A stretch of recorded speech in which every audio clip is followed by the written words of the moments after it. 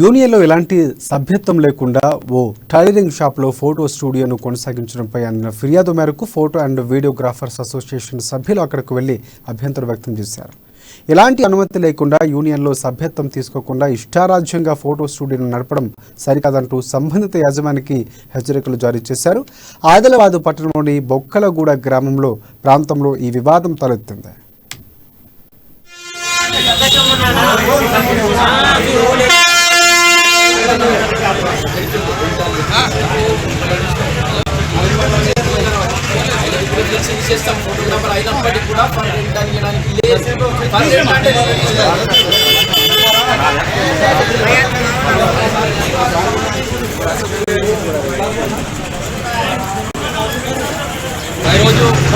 ఆదిలాబాద్ జిల్లా టౌన్ పరిధిలో పర్మిషన్ లేకుండా ఫోటోగ్రఫీ చేస్తున్నటువంటి వ్యక్తులు మరియు ఇక్కడ బొక్కలగూడకు సంబంధించినటువంటి టైలర్ షాప్లో మా యొక్క యూనియన్ మెంబర్షిప్ లేకుండా ఫోటోగ్రఫీ సభ్యుడిగా లేకుండా ఏ ఒక్క అనుమతి లేకుండా ఫోటోలు తీయడం జరిగింది.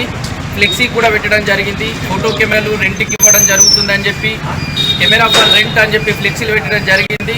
యూనియన్ వారి దృష్టికి రావడం వల్ల మేమంతా కలిసి ఈరోజు ఆదిలాబాద్ జిల్లా ఫోటోగ్రఫీ యూనియన్ తరఫున ఈ రెండు షాపుల దగ్గరికి వచ్చి ఇక్కడ